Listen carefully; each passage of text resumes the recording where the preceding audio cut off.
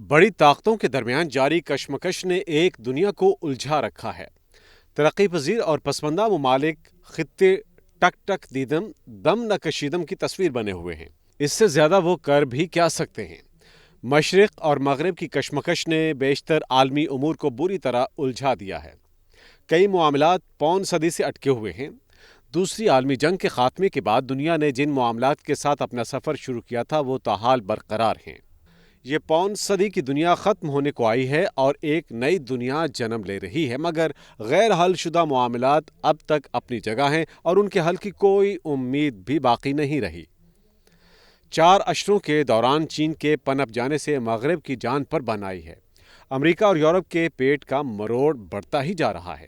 انہیں دنیا بھر کے امور پر اپنی اجارہ داری کے ختم ہونے کی فکر ستا رہی ہے۔ اور سوال صرف تصرف ختم ہونے کا نہیں۔ یورپ نے 250 سال تک اور پھر امریکہ اور یورپ نے مل کر کم و بیش 100 سال سے پوری دنیا کو اپنی مٹھی میں لے رکھا ہے، اور اس دوران جی بھر کر زیادتیاں بھی کی گئی ہیں۔ اپنی ترقی اور خوشحالی یقینی بنانے کے لیے انہوں نے ایک دنیا کو پسماندہ رکھنے کی بھرپور کوشش کی ہے، اور یہ کوشش کامیاب رہی ہے۔ یعنی اربوں افراد خاصے پست معیار کی زندگی بسر کرنے پر مجبور ہیں۔ امریکہ نے اپنے پہلو میں لاطینی امریکہ کو پسماندہ رکھا ہے، جبکہ یورپ نے افریقہ کے وسائل پر تصرف پا کر اسے پسماندگی کی دلدل میں دھنسایا ہوا ہے۔ دونوں کو یہ فکر کھا رہی ہے کہ اگر باقی دنیا متحد ہو کر مستحکم ہو گئی اور اسٹریٹجک معاملات میں اپنی بات منوانے کے قابل ہو گئی تو کیا ہوگا؟ سیدھی سی بات ہے، جو ظلم ڈھاتے ہیں انہیں ظلم سہنے کے لیے بھی تیار رہنا چاہیے، انسان ہو یا کوئی معاشرہ جو جیسا بوتا ہے ویسا کاٹتا ہے۔ کیا امریکہ اور یورپ کے لیے اپنا بویا ہوا کاٹنے کا وقت آ گیا ہے؟ اس سوال کا جواب تلاش کرنے کے لیے ہمیں دونوں خطوں کے چند معاملات کا جائزہ لینا پڑے گا۔ امریکہ اب تک بہت مضبوط اور خوشحال دکھائی دے رہا ہے۔ یورپ کا بھی کچھ ایسا ہی معاملہ ہے۔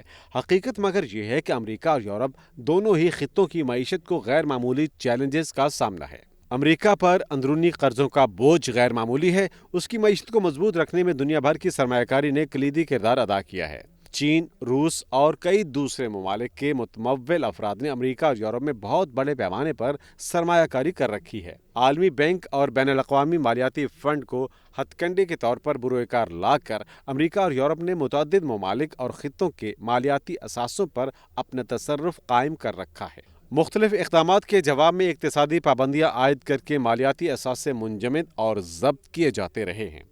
امریکہ اس معاملے میں اب بھی کھلی منمانی پر تلا ہوا ہے۔ چین کی بڑھتی ہوئی طاقت اور روس کے بھی میدان میں آ جانے سے امریکہ اور یورپ پر دباؤ بڑھ رہا ہے۔ اور دباؤ کیا بڑھا ہے؟ پیٹ کا مروڑ بڑھا ہے، بلکہ بڑھتا ہی جا رہا ہے۔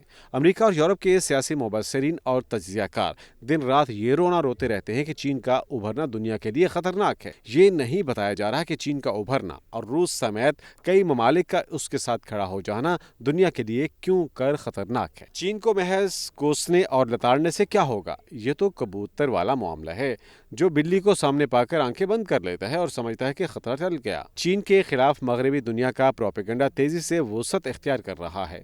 سیاسی، مالیاتی اور اسٹریٹجک تجزیوں میں چین کو محض افریت کے طور پر پیش کیا جا رہا ہے۔ معاملات کی خرابی کا اندازہ اس بات سے لگایا جا سکتا ہے کہ چین کے صدر شی جن پنگ کو اب تجزیوں میں شہنشاہ کہنے سے بھی گریز نہیں کیا جا رہا۔ یہ خالص پیشہ ورانہ رویہ ہے جو مغربی میڈیا سے جڑے ہوئے تجزیہ کاروں اور مبصرین نے اپنایا ہے۔ یہ ثابت کرنے کی کوشش کی جا رہی ہے کہ چین اپنی طاقت میں غیر معمولی اضافہ کر کے دنیا کو تباہی سے دوچار کرنا چاہتا ہے۔ امریکہ اور یورپ کی بالادستی کے خاتمے کے آثار کو دنیا کی تباہی کے آثار قرار دے کر ذہنوں میں ٹھونسنے کی کوشش کی جا رہی ہے۔ امریکہ اور یورپ پوری دنیا کو یہ بتانے اور منوانے پر تلے ہوئے ہیں کہ صرف ان کی ترقی سب کے لیے خوشائند اور مسعود ہے، جبکہ چین، روس اور ان کے ہم خیال ممالک کا ابھرنا اور پنپنا دنیا کو ختم کر دے گا۔ ہم ایک ایسے عہد کے پروردہ اور عینی شاہد ہیں جس میں بڑی طاقتوں کے درمیان فیصلہ کن برتری کے لیے شدید کشمکش جاری ہے۔ یہ کشمکش اب اپنے نقطۂ عروج کو چھو رہی ہے۔ محض 2-2.5 اشروں میں طے ہو جائے گا کہ دنیا کس کے دستے تصرف میں رہے گی، امریکہ اور یورپ کے یا پھر چین اور روس اور ان کے ہم خیال ممالک۔ امریکہ کے لیے معاملات زیادہ پیچیدہ ہیں کیونکہ وہ اندرونی طور پر اچھا خاصا کمزور ہے۔ اس کا خزانہ ادھر ادھر کے مال سے بھرا ہوا ہے۔ دنیا بھر کے ذہین ترین اور انتہائی محنتی افراد کو اپنے ہاں بسا کر امریکہ نے اپنے لیے مثالی نوعیت کے استحکام اور خوشحالی کا سامان کیا ہے۔ اس وقت امریکی عوام میں اپنی طاقت بحال رکھنے کی وہ لگن نہیں پائی جاتی جو پائی جانی چاہیے۔ دوسری طرف یورپ کے باشندوں کو اس بات کا پوری شدت سے احساس ہے کہ دنیا بدل چکی ہے اور اب پرانے تصورات اور اہداف کے ساتھ آگے نہیں بڑھا جا سکتا۔ یورپی قائدین تصادم کی راہ سے ہٹ چکے ہیں۔ ان کی کوشش ہے کہ دنیا سے ہم آہنگ رہتے ہوئے جیا جائے۔ امریکی قیادت اچھی طرح جانتی ہے کہ کسی بھی ابھرتی ہوئی طاقت کو محض لتاڑ کر اس میں کیڑے نکال کر معاملات درست نہیں کیے جا سکتے، مگر پھر بھی وہ چین کے معاملے میں ایسا ہی کر رہی ہے۔ اس کے پیٹ کا مروڑ بڑھتا ہی جا رہا ہے اور دنیا بھی یہ محسوس کر رہی ہے کہ امریکی قیادت کے پاس اب چین، روس اور ان کے ہم خیال ممالک کو لتاڑنے اور کوسنے ہی کا آپشن بچا ہے۔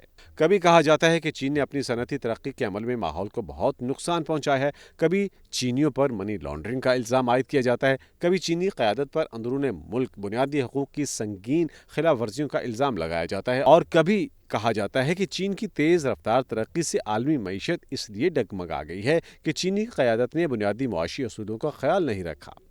چین پر ڈمپنگ کا الزام بھی پوری شدت سے عائد کیا جاتا رہا ہے۔ بہت بڑے پیمانے کے پیداواری عمل نے چین کو اس قابل بنا دیا ہے کہ دنیا بھر میں کہیں بھی کسی بھی آئٹم کے بہت بڑے پیمانے کی ڈیلیوری دے سکتا ہے۔